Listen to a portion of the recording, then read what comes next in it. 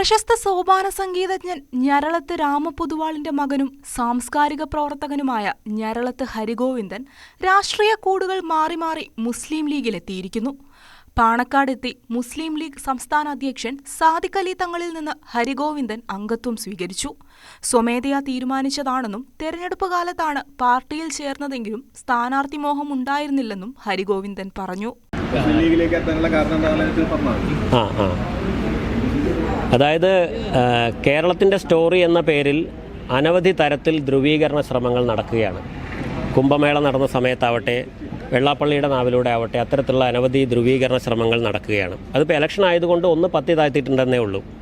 പക്ഷേ ഇന്ത്യ മുഴുവനുള്ള ഹൈന്ദവ വിഭാഗം അല്ലെങ്കിൽ മറ്റ് മതവിശ്വാസികൾ മനസ്സിലാക്കേണ്ട ഒരു കാര്യം, മലപ്പുറം ജില്ലയെ കേന്ദ്രീകരിച്ച് രൂപീകരിക്കപ്പെട്ടതാണെങ്കിലും ഇന്ത്യൻ യൂണിയൻ മുസ്ലിം ലീഗ് അഖിലേന്ത്യാ തലത്തിലും അഖില ലോക തലത്തിലും വലിയ പ്രവർത്തനങ്ങൾ നടത്തുന്ന ഒരു സംഘടനയാണ്.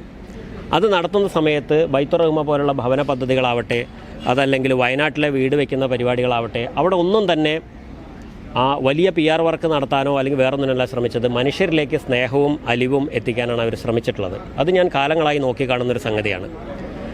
ഞാനൊരു ക്ഷേത്ര കലാകാരനായിട്ടുള്ള ഞരളത്ത് രാമപൊതുവാളുടെ അദ്ദേഹത്തിൻ്റെ കല പിന്തുടരുന്ന 7 മക്കളിൽപ്പെട്ട ആ കല പിന്തുടരുന്ന ഒരേ ഒരു മകനാണ്. ബാക്കി ആരും ആ കല പിന്തുടരുന്നില്ല.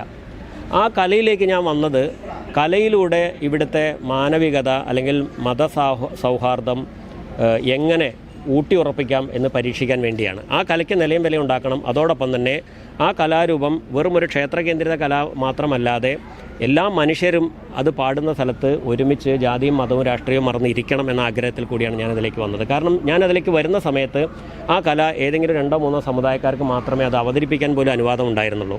ഇന്ന് 15ഓളം സ്ത്രീകൾ ആ കലാരൂപം അവതരിപ്പിക്കുന്നുണ്ട്, 2 മുസ്ലിം യുവാക്കൾ കലാരൂപം അവതരിപ്പിക്കുന്നുണ്ട്, ഒരു ക്രിസ്ത്യൻ പാതിരി ഇടയ്ക്കൂട്ടി പാടുന്നുണ്ട്.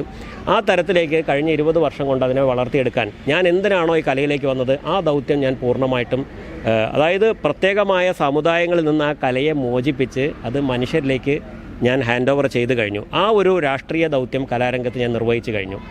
ഇനി എനിക്ക് നിർവഹിക്കാനുള്ളത് കുറച്ച് സാമൂഹ്യ ധ്രുവീകരണ സാധ്യതകളെ പ്രതിരോധിക്കുക എന്നുള്ളതാണ്. അതിനുവേണ്ടിയാണ് ഞാനൊരു പൊളിറ്റിക്കൽ പാർട്ടിയുടെ ഭാഗമായിട്ട് നിൽക്കുന്നത്. കാരണം IUML എന്ന് പറയുന്നത് മറ്റ് പൊളിറ്റിക്കൽ പാർട്ടികളുമായിട്ട് യാതൊരു താരതമ്യവുമില്ലാത്ത വളരെ യൂണീക്കായിട്ടുള്ളൊരു പാർട്ടിയാണ് എന്ന് വളരെ കാലങ്ങളായിട്ട് ഞാൻ നിരീക്ഷിക്കുന്നതാണ്. അതിൻ്റെ കാരണം അവർ പ്രവൃത്തിയിലാണ്, മനുഷ്യനോടുള്ള കൂടെ നിൽക്കലിലാണ് അവർ രാഷ്ട്രീയം പ്രയോഗിക്കുന്നത്, അതല്ലാതെ PR വർക്കിലല്ല. കേരളം അടുത്തിടെ ആശങ്കാജനകമായ ധ്രുവീകരണ പ്രവണതയ്ക്ക് സാക്ഷ്യം വഹിക്കുകയാണ്.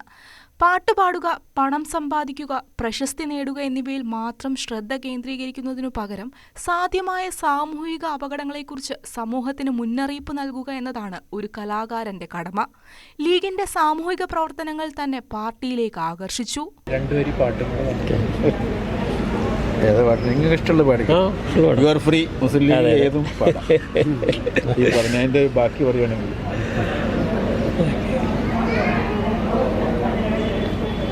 അതായത് ഞാനിപ്പോൾ നേരത്തെ പാടിയ പാട്ടിലൊക്കെ 2 വരികളെ പാടിയിട്ടുള്ളൂ. അപ്പോൾ എൻ്റെ ബാക്കി 2 വരികളും കൂടി ഉണ്ട്. അത് പാടുക.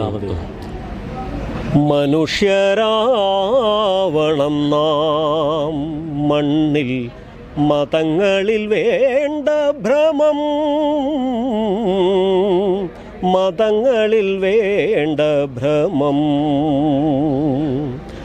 മനുഷ്യരാവണം നാം മണ്ണിൽ, മതങ്ങളിൽ വേണ്ട ഭ്രമം, മതങ്ങളിൽ വേണ്ട ഭ്രമം. പടച്ചവനീശോ ഭഗവാനെ നിങ്ങൾ ചോര കൊതിക്കുന്നുവോ, മനുജന്റെ ചോര കൊതിക്കുന്നുവോ, മനുഷ്യരാവണം നാം മണ്ണിൽ, മതങ്ങളിൽ വേണ്ട ഭ്രമം. വെള്ളാപ്പള്ളി നടേശനെ പോലുള്ളവർ വിവാദ പ്രസ്താവനകൾ നടത്തുമ്പോൾ അത്തരം പരാമർശങ്ങളെ എതിർക്കാൻ ഉത്തരവാദിത്തമുള്ളവർ പലപ്പോഴും നിശബ്ദത പാലിക്കുകയും അവരോടൊപ്പം നിൽക്കുകയും ചെയ്യുന്നുവെന്ന് ഹരിഗോവിന്ദൻ വിമർശിച്ചു. ചിലപ്പോഴൊക്കെ താൻ വഴിതെറ്റിപ്പോയിട്ടുണ്ടെന്നും സംഘപരിവാർ വേദികളിൽ പ്രത്യക്ഷപ്പെട്ടിട്ടുണ്ടെന്നും അദ്ദേഹം സമ്മതിച്ചു. എന്നിരുന്നാലും കലാകാരന്മാരെയോ അവർ പ്രതിനിധീകരിക്കുന്ന ആശയങ്ങളെയോ സംഘപരിവാർ മനസ്സിലാക്കുന്നില്ലെന്നും അദ്ദേഹം കൂട്ടിച്ചേർത്തു. സാംസ്കാരിക രംഗത്ത് നിരവധി നവീന ആശയങ്ങൾ ആവിഷ്കരിക്കുകയും ചെറുതുരുത്തി ഭാരതപ്പുഴയിൽ നീളാപ്പാട്ടുത്സവം നടത്തുകയും ചെയ്തിരുന്നു. നേരത്തെ SFI പ്രവർത്തകനായി പട്ടാമ്പി ഗവൺമെന്റ് സംസ്കൃത കോളേജിന്റെ യൂണിയൻ ചെയർമാനായി രാഷ്ട്രീയ രംഗത്തെത്തിയെങ്കിലും ഹരിഗോവിന്ദൻ പിന്നീട് CPM-മായി വിയോജിച്ച് സംഘപരിവാർ അനുകൂല നിലപാടുകൾ സ്വീകരിക്കുകയായിരുന്നു.